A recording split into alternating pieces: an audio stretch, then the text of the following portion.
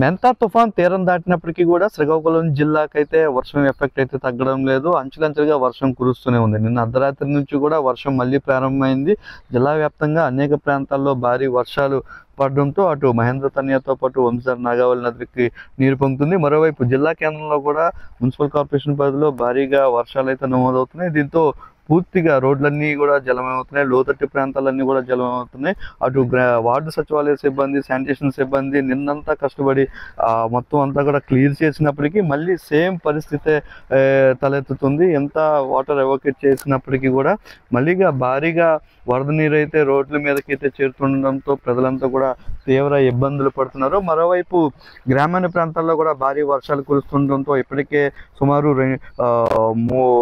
300 హెక్టార్లు దాటి ఒక్కొక్క ప్రాంతంలో కూడా భారీగా నష్టం ఉంది. 1.5 కోటి వరకు పంట నష్టం ఉంటుందని చెప్పేసి ప్రాథమికంగా ఇప్పటికే వ్యవసాయ అధికారులు గుర్తించారు. అయినప్పటికీ కూడా దానికి మించిన భారీ స్థాయిలోనే వరి అయితే పూర్తిగా నీటి మునిగిన పరిస్థితి. ఇప్పటికే 3 రోజుల నుంచి కూడా భారీగా వర్షపు నీటిలోనే అయితే వరి పంట అంతా కూడా ఉంటున్న పరిస్థితి అయితే కనిపిస్తుంది. మరోవైపు ఈ గ్రామాలతో పాటు అనేక ప్రాంతాల్లో కాజువేలు కూడా పూర్తిగా నీటి మునిగాయి.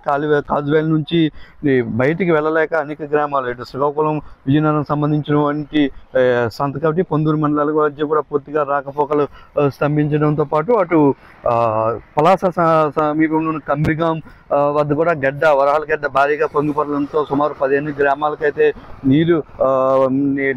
భారీ నీటితోటి అటు వరద ఎక్కువ ఉండడంతో వెళ్ళడం లేదు. దీంతో పాటు ఒక వ్యక్తి కూడా నిన్న వరహాలగడ్డ దాటుతూ అయితే గల్లంతైన పరిస్థితి. ఆయన కోసం ఎస్డిఆర్ఎఫ్ సంబంధించినటువంటి టీమ్స్ వెతుకుతున్నాయి నిన్నటి నుంచి కూడా.